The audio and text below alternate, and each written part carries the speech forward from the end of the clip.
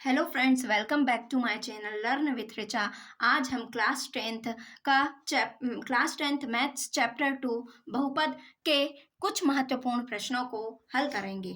आइए जानते हैं। सबसे पहले हम इस पार्ट के इंट्रोडक्शन के बारे में पढ़ते हैं। सबसे पहली बात, बहुपद है ना। बहुपद क्या कहलाता है? तो बहुपद क्या कहलाता है?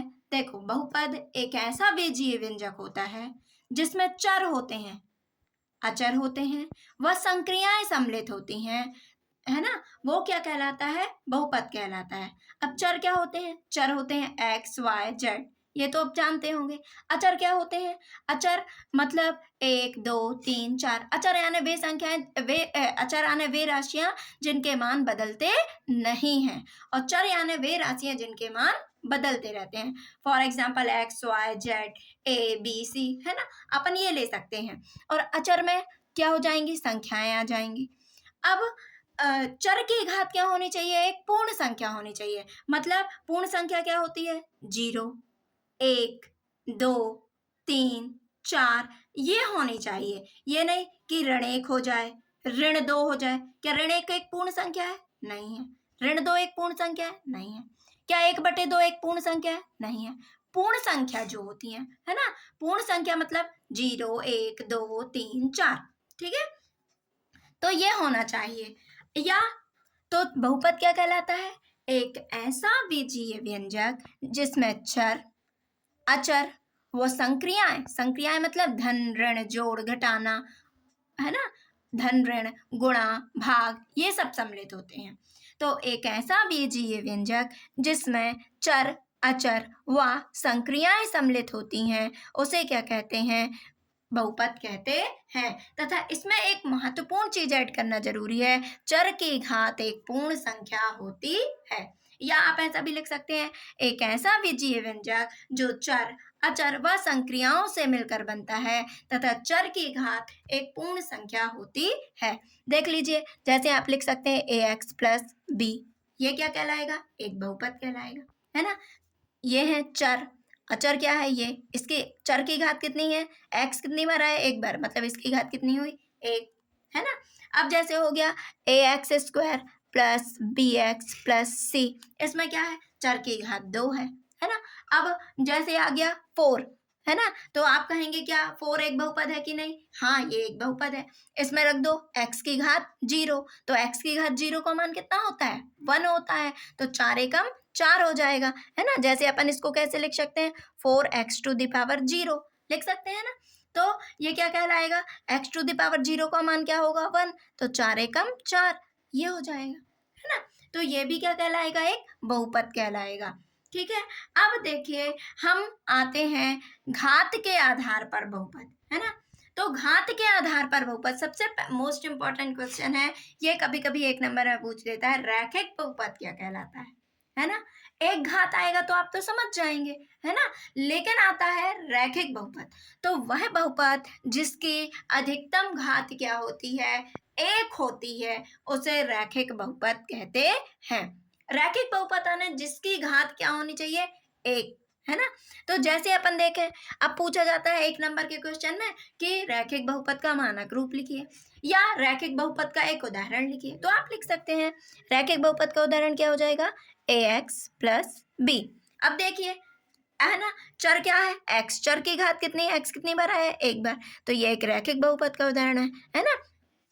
तो ए एक्स प्लस बी, तो आपसे पूछा जाएगा रैखिक बहुपद का मानक रूप क्या होता है? ए एक्स प्लस बी। एक्स का गुणांक क्या कहलाएगा? ए कहलाएगा, ठीक है ना। तो ये हो जाएगा। अब इसी प्रकार आता है द्विघात बहुपद क्या कहलाता है? तो द्विघात नाम से ही समझ में आ रहा है, द्वि यानी दो, घात जिसकी अधिकतम घात कितनी होती है? 2 होती है, उसे क्या कहते हैं? द्विघात बहुपद कहते हैं।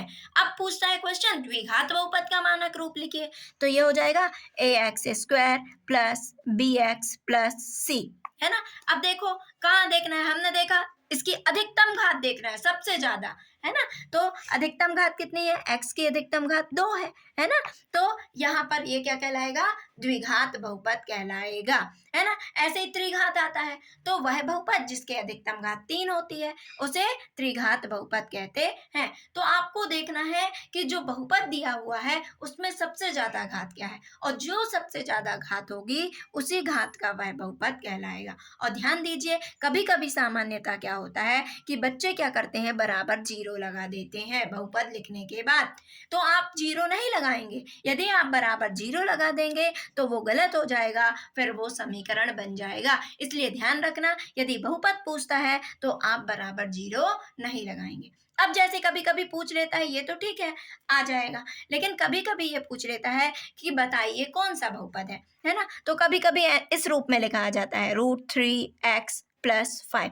तो बच्चे क्या सोच लेते हैं कि यहाँ तो रूट आ गया है तो ये रूट वाला नहीं होगा, नहीं। तो ये ध्यान देना है, इसमें जो चर है, चर की घात भिन्न नहीं होना चाहिए। ये तो चल जाएंगी, ये इस रूप में चल जाएगा, ये एक बहुपद कहलाएगा। सपोज यहाँ जाता x 3√x + 5, है ना। तो ये एक बहुपद नहीं कहलाता, है ना, ये एक बहुपद नहीं कहलाता। क्यों नहीं कहलाता, क्योंकि √x का मान क्या होता है, x की घात x, रूट का मान होता है 1/2 घात, है ना। अब ये घात क्या एक पूर्ण संख्या है, नहीं है ना, तो ये एक बहुपद नहीं कहलाएगा, है ना। जैसे आ जाता 5x की घात 3/2 + 6, तो ये क्या एक बहुपद कहलाएगा, नहीं कहलाएगा। आप चर की घात देखिए, क्या है, चर की घात एक भिन्न रूप में है। और हमने क्या पढ़ा है कि बहुपद वो होता है जिसकी घात क्या होती है ना, जिसकी घात एक पूर्ण संख्या होती है। तो यहाँ आप देख रहे हैं ये जो चर है इसकी घात एक पूर्ण संख्या नहीं है, भिन्न रूप में है ना। जैसे आ जाता 5x की घात ऋण 1 धन 6, तो क्या ये भी एक क्या ये एक बहुपद है, नहीं, ये भी एक बहुपद नहीं होगा।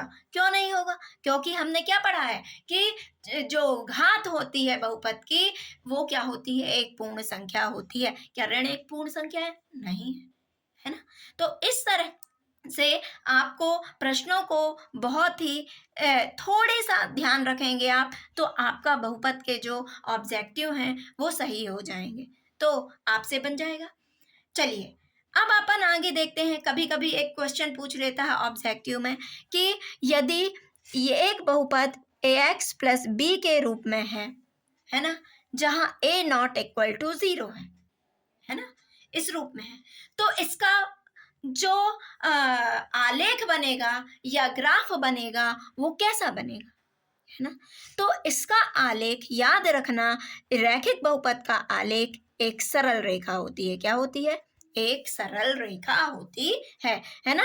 जैसे y = ax + b दिया हुआ है तो इसका ग्राफ एक सरल रेखा, इसका आलेख एक सरल रेखा होगी, है ना। अब जैसे पूछ लेगा, है ना, अपन क्या जानते हैं, ax² + bx + c है ना, a ≠ 0, ये एक द्विघात बहुपद होता है ना। द्विघात बहुपद के लिए एक कंडीशन होती है, a का मान कभी भी 0 के बराबर नहीं होगा, ठीक है ना। तो यदि 0 के बराबर हो जाएगा तो ये तो खत्म हो जाएगी घात, है ना, इसलिए a ≠ 0 होता है, ठीक है। अब ये दिया हुआ है, यदि पूछेगा y = ax² + bx + c है तो इसका आलेख क्या होगा, तो इसका आलेख क्या होगा, एक परवलय होगा। ध्यान दीजिए क्या होगा, इसका आलेख एक परवलयाकार आकृति होगी। तो ध्यान दीजिएगा, रैखिक बहुपद जो होगा y = ax + b, इसका आलेख एक सरल रेखा होगी। और यदि आपसे पूछ ले, यदि ये भी ना कहे द्विघात बहुपद का आलेख कैसा होता है, तो आप लिख दीजिए द्विघात बहुपद का आलेख एक परवलय होता है।